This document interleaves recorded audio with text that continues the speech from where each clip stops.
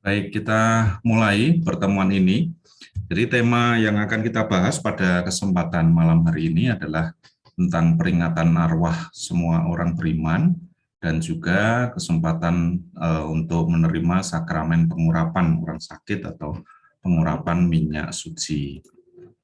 Nah, ini kan ada rencana minggu depan ya di awal bulan November itu hari Senin sampai Jumat misa harian di gereja yang biasanya pagi kita mau pindah ke sore hari khusus untuk awal November ini tanggal 1 sampai 5 November.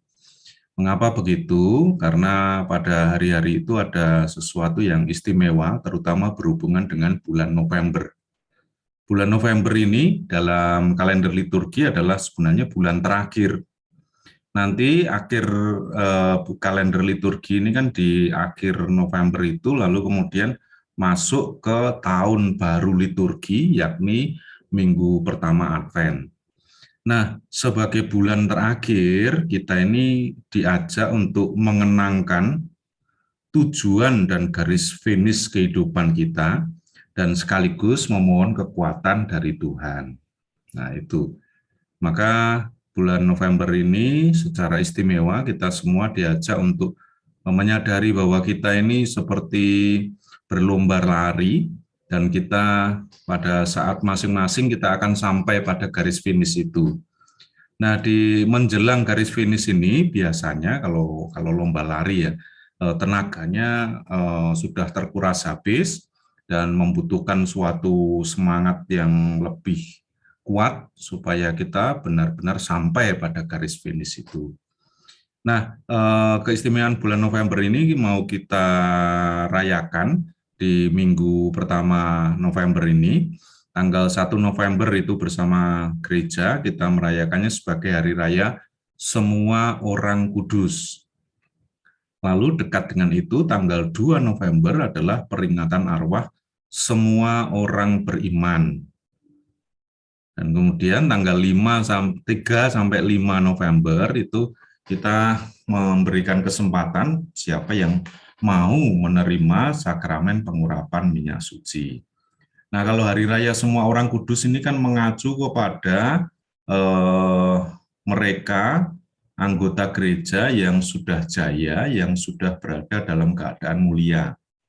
Sementara tanggal 2 November, peringatan arwah semua orang beriman, ini adalah mereka anggota gereja yang berada di dalam purgatorium. Dan untuk tanggal 3 sampai 5, ini adalah untuk kita, anggota gereja yang masih mengembara, yang masih bersiara. Jadi memang ada kedekatan itu ya. Jadi ada 3 jenis keanggotaan gereja, anggota mulia, anggota yang mengalami penyucian, dan kita yang masih hidup di dunia ini adalah anggota yang bersiarah, yang mengembara ini. Nah, sakramen pengurapan orang sakit yang nanti akan diberikan, itu mesti diingatkan bahwa itu diberikan tidak hanya kepada mereka yang sedang menghadapi sakratul maut, tetapi sebenarnya itu adalah suatu rahmat yang bisa diterima siapa saja yang mulai menghadapi bahaya maut.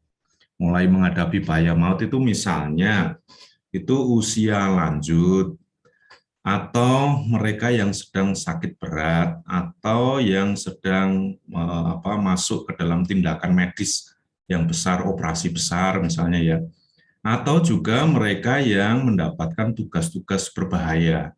Nah, mereka ini boleh menerima sakramen pengurapan orang sakit.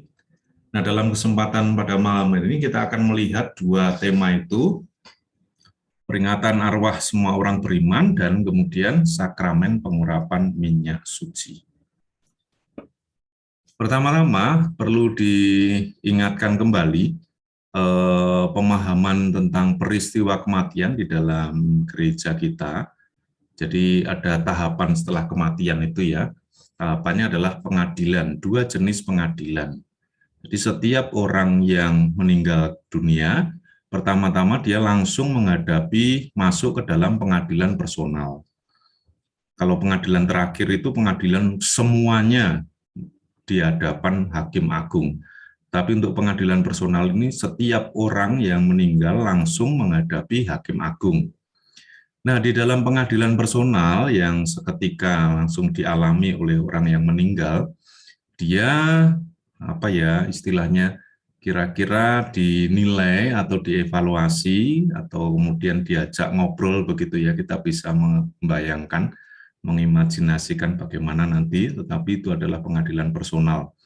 Alternatifnya, pada pengadilan personal ini orang akan masuk ke surga atau kemudian masuk ke neraka, atau alternatif ketiga adalah masuk purgatorium atau api penyucian. Nah, apa yang membedakan tiga alternatif itu? Kalau yang masuk ke surga ya memang dinilai ini sudah pantas untuk berjumpa dengan Allah Bapa yang mulia. Tetapi bagi mereka yang belum pantas, namun mempunyai keterarahan atau keinginan untuk berjumpa dengan Allah Bapa di surga, dan kondisinya belum pantas, diberi kesempatan, dibantu di dalam masa api penyucian itu. Sementara yang menolak untuk berjumpa dengan Allah Bapa, itu ya sudah, dia menolak Allah Bapa, istilahnya dia kemudian masuk ke alternatif neraka. Itu ya, itu pengadilan personal. Lalu nanti pengadilan terakhir adalah ketika Tuhan Yesus datang untuk kedua kalinya ke dunia. Setelah pada saat itu semua orang, baik yang masih hidup maupun yang sudah meninggal, itu diadili menghadap pada hakim agung, yakni Tuhan Yesus itu. Lalu disitulah definitif, sudah ini pada waktu pengadilan terakhir itu definitif orang mau berjumpa dengan Allah Bapa di surga atau tidak, masuk ke surga atau ke neraka. Itu adalah pengadilan terakhir yang sifatnya definitif. Kemudian pengertian purgatorium atau api penyucian. Setelah pengadilan personal, seseorang ternyata belum pantas memasuki surga, maka ia perlu disucikan. Nah, perlu diingat bahwa semua yang ada di purgatorium ini pasti akan masuk surga. Tuh, kalau saya membandingkan bahwa itu adalah suatu pelatihan begitu ya, suatu sekolah. Jadi sekolah dengan mentor para malaikat atau dukungan para kudus atau apa, pokoknya semua yang sudah masuk sekolah purgatorium itu pasti akan lulus. Nah, pasti lulus ini ada yang sama seperti murid-murid di sekolah itu, ada yang belajarnya ini ya harus jempalitan, ada yang belajarnya ya biasa-biasa saja. Tetapi semuanya dengan bantuan Tuhan sendiri, didukung para malaikat, didukung para kudus, dia akan masuk ke surga. Karena memang tujuan purgatorium adalah mempersiapkan orang untuk memasuki surga. Oleh karena itu kemudian kita mengenal ada 3 jenis keanggotaan gereja. Tadi sudah saya singgung, itu para kudus itu adalah yang sudah berada dalam kejayaan, dalam kemuliaan, sudah berada di surga. Kemudian yang kedua adalah mereka yang berada dalam penyucian, mau masuk surga, mau berjumpa dengan Allah yang Maha Rahim, tetapi kondisi objektifnya itu masih belum siap, maka dia mesti melalui masa persiapan itu. Kemudian jenis keanggotaan yang ketiga adalah kita yang masih berada di dunia ini, istilahnya adalah masih berada dalam pesiarahan, berada dalam pengembaraan. Ini informasi tentang sekitar peristiwa kematian menurut iman kita, menurut Gereja Katolik. Kemudian yang membuat 3 jenis keanggotaan tadi itu sebenarnya sama-sama anggota gereja adalah satu prinsip persekutuan ini, seperti yang dirumuskan oleh Santo Paulus ketika menulis surat pada jemaat di Roma. Saya bacakan Roma 8 bab 38 sampai 39. Sebab aku yakin bahwa baik maut maupun hidup, baik malaikat-malaikat maupun pemerintah-pemerintah, baik yang ada sekarang maupun yang akan datang, atau kuasa-kuasa, baik yang di atas maupun yang di bawah, ataupun sesuatu makhluk lain, semuanya itu tidak akan dapat memisahkan kita dari kasih Allah yang ada dalam Kristus Yesus Tuhan kita. Jadi kalau kita berada di dalam Kristus Yesus, ya berarti kita memiliki tali persekutuan yang tidak akan terpisahkan. Karena kita bersekutu di dalam Kristus Yesus, maka kita berjumpa dengan orang-orang lain yang juga berada dalam Kristus Yesus. Jadi para kudus yang bersekutu, yang bersatu dalam Kristus Yesus, mereka kerabat kita yang berada di dalam purgatorium juga bersatu dengan Kristus Yesus, dan kita juga yang bersatu dengan Kristus Yesus itu memiliki suatu ikatan, suatu persekutuan yang tidak dapat dipisahkan, baik oleh maut, oleh hidup, oleh malaikat, atau pemerintah, dan seterusnya. Jadi ada suatu ikatan persekutuan, meskipun kondisinya berbeda-beda. Ada yang sudah mulia, ada yang masih dalam purgatorium, ada yang masih mengembara. Kemudian hal yang kedua, di saudara-saudara, ini juga surat Paulus pada Galatia, jemaat di Galatia, saudara-saudara, walaupun seorang kedapatan melakukan suatu pelanggaran, maka kamu yang rohani, yang sadar maksudnya, harus memimpin orang itu ke jalan yang benar dalam roh lemah lembut, sambil menjaga dirimu sendiri supaya kamu jangan kena pencobaan. Bertolong-tolonganlah menanggung bebanmu, demikian kamu memenuhi hukum Kristus. Nah, di antara sesama anggota gereja yang terikat dalam satu persekutuan yang sama, ini sangat dianjurkan untuk saling menolong. Para kudus bisa menolong kita dengan doa-doanya. Kita juga bisa menolong saudara kita yang sudah dipanggil Tuhan, yang berada di dalam api penyucian. Begitulah di antara anggota-anggota yang berbeda keadaan ini mempunyai kewajiban, mempunyai dorongan untuk saling menolong. Jadi prinsip persekutuan gereja ini juga mendorong orang anggota gereja untuk bertolong-tolonganlah menanggung beban. Ada persekutuan yang kuat, dan di dalam persekutuan itu ada dorongan untuk saling menolong. Nah, kemudian dorongan untuk saling menolong itu mewujud, salah satunya adalah dengan tindakan, perbuatan mendoakan arwah. Dengan catatan arwah yang kita doakan ini adalah yang berada di purgatorium, yang di api penyucian. Pertama-tama, saya kutipkan dari Injil Matius bab 12 ayat 32. Ini satu dasar di mana gereja itu meyakini bahwa ada purgatorium, bukan hanya surga atau neraka, tetapi ada api penyucian, ada masa, ada kesempatan, ada purgatorium. Ini Tuhan Yesus yang bersabda, apabila seseorang mengucapkan sesuatu menentang anak manusia, ia akan diampuni. Tetapi jika ia menentang Roh Kudus, ia tidak akan diampuni di dunia ini tidak, dan di dunia yang akan datang pun tidak. Nah, tekanan pada dunia yang akan datang pun tidak. Nah, padahal di surga, di dunia yang akan datang itu misalnya di surga, itu sudah tidak ada dosa. Kalau orang masuk surga ya berarti sudah bersih dari dosa. Maka ia tidak perlu pengampunan karena sudah tidak ada dosa. Sementara di neraka, jiwa itu menolak untuk diampuni. Maka ya memang tidak bisa diampuni. Lalu, apa itu dunia yang akan datang di mana dosa tidak akan diampuni atau sebaliknya juga bisa diampuni? Nah, itulah di situ gereja meyakini bahwa di antara surga dan neraka itu masih ada suatu kesempatan, suatu kehidupan untuk menerima pengampunan.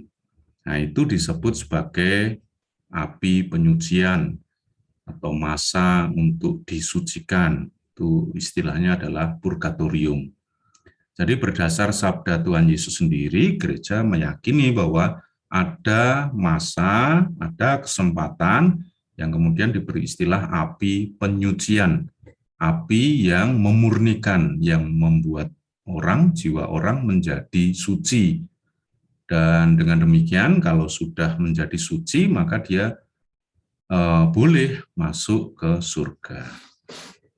Kemudian saya lanjutkan. Masih tentang ini ya, api penyucian ini ya. Ini kata-kata Santo Paulus. Entahkah orang membangun di atas dasar ini dengan emas, perak, batu permata, kayu, rumput kering, atau jerami, sekali kelak pekerjaan masing-masing orang akan nampak, karena hari Tuhan akan menyatakannya, sebab ia akan nampak dengan api, dan bagaimana pekerjaan masing-masing orang akan diuji oleh api itu. Jika pekerjaan yang dibangun seseorang tahan uji, ia akan mendapat upah. Jika pekerjaannya terbakar, ia akan menderita kerugian, tetapi ia sendiri akan diselamatkan, tetapi seperti dari dalam api. Jadi secara simbolik, itu orang yang masa kehidupannya belum sempurna. Kalau yang sempurna itu adalah pekerjaan yang sudah tahan uji, ia akan mendapat upah, berarti dia dalam kehidupan pengembaraan di dunia sudah mengalami kesempurnaan, maka dia bisa masuk surga. Tetapi mereka yang belum sempurna, pekerjaannya akan hancur, ia akan menderita, tetapi dia akan bisa selamat, sekalipun mesti seperti dari dalam api, mengalami penyucian, itu. Oke, kemudian saya lanjutkan. Ini menunjuk pada purgatorium. Kemudian, ini doa dari Santo Paulus kepada temannya Onesiphorus. Tuhan kiranya mengaruniakan rahmat-Nya kepada keluarga Onesiphorus yang telah berulang-ulang menyegarkan hatiku. Ia tidak malu menjumpai aku di dalam penjara. Ketika di Roma ia berusaha mencari aku dan sudah juga menemui aku. Kiranya Tuhan menunjukkan rahmat-Nya kepadanya pada harinya. Betapa banyaknya pelayanan yang ia lakukan di Efesus, engkau lebih mengetahuinya daripadaku. Ini maksudnya adalah Paulus berdoa memohonkan rahmat Tuhan bagi Onesiphorus yang sudah meninggal dunia. Jadi ini adalah dasar-dasar bahwa sejak sangat awal gereja juga sudah mempunyai praktek mendoakan orang yang sudah meninggal dunia. Nah, lebih jelas lagi adalah di kitab dari Deuterokanonika 2 Makabe pasal 12 ayat 45. Lagi pula Yudas Makabe ini maksudnya, ingat bahwa tersedialah pahala yang amat indah bagi sekalian orang yang meninggal dengan saleh. Ini sungguh suatu pikiran yang mursyid dan saleh.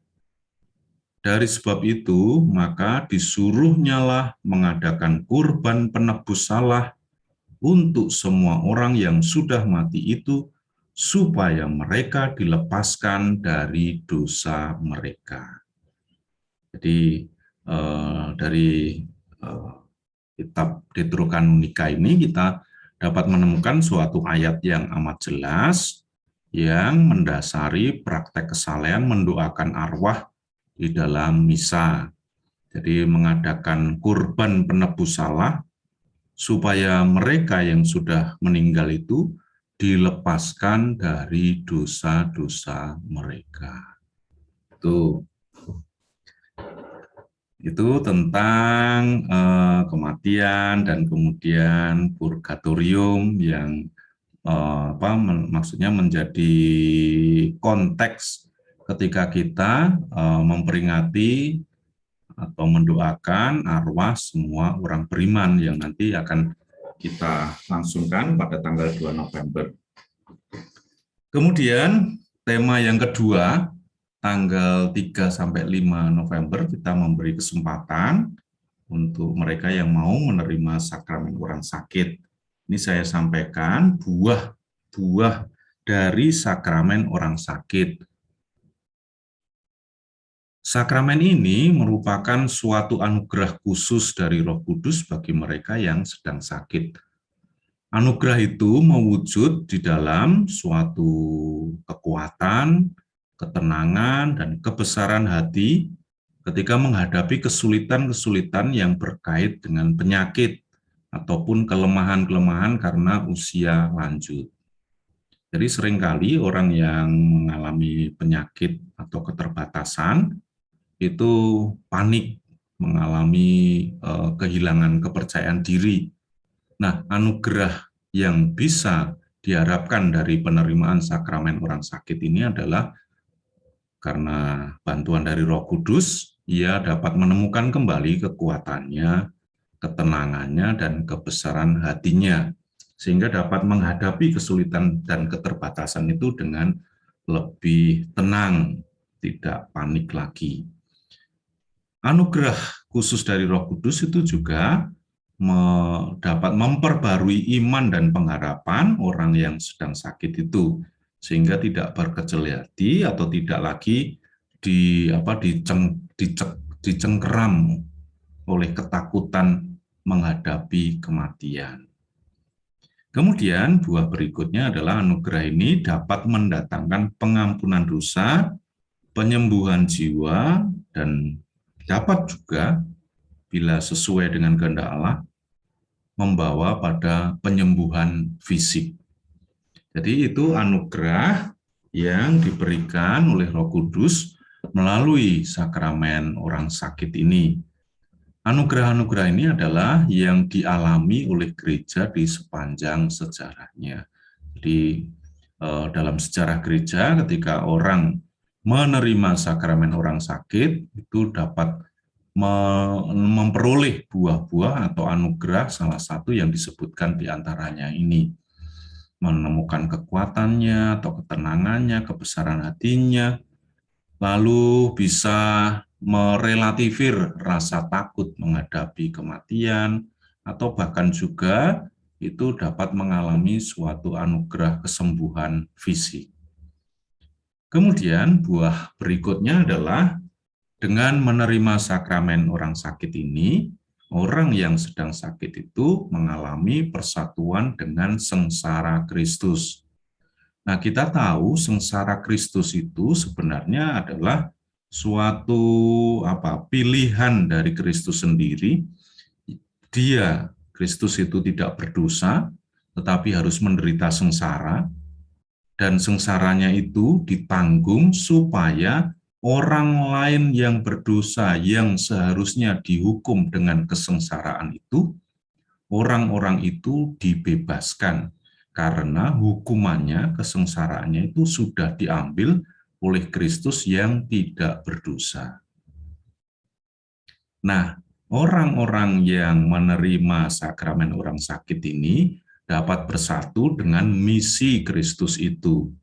Penderitaan yang dialaminya, keterbatasan yang dijumpainya, yang harus ditanggungnya itu dipersembahkan sebagai suatu silih supaya entah anak-anaknya atau kerabatnya atau orang-orang lain yang mestinya menderita karena kesalahan atau pilihan-pilihan yang hidup yang tidak tepat, itu dihindarkan dari kesengsaraan itu, dari penderitaan itu, karena ada yang sudah mau menanggung penderitaan itu.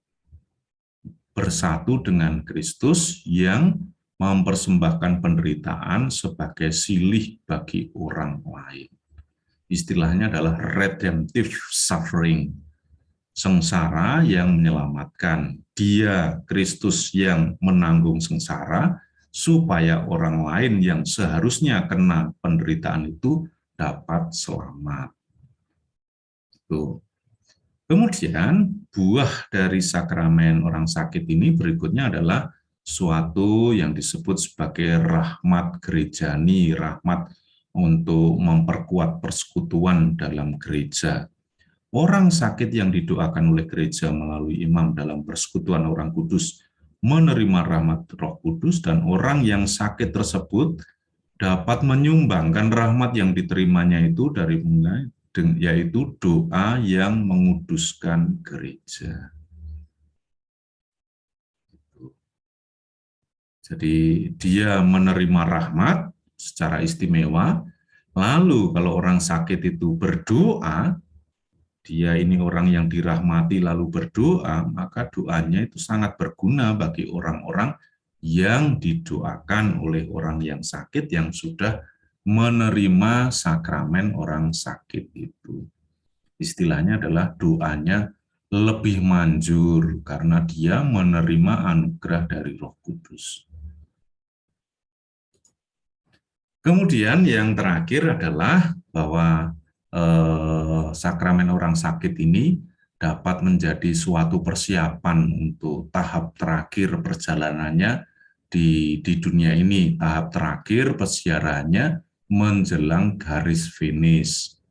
Urapan ini merupakan persiapan untuk perjalanan terakhir, terutama bagi mereka yang tengah menghadapi ajal. Pengurapan terakhir atau termasuk di dalam Ekaristi itu membekali orang untuk menghadapi perjuangan sebelum memasuki kehidupan kekal di rumah Bapa. Jadi kalau lomba lari itu menjelang akhir tenaga habis, nah ini diberi suatu tenaga baru supaya dia benar-benar bisa melanjutkan perjuangannya itu sampai pada garis finish, sampai pada apa yang memang ditujunya, yakni persatuan dengan Bapa yang Maha Rahim itu. Nah, itu secara singkat dua tema itu saya sampaikan pada kesempatan ini. Yang pertama itu berkaitan dengan peringatan arwah orang beriman. Kemudian yang kedua adalah kesempatan untuk menerima sakramen orang sakit. Selanjutnya kita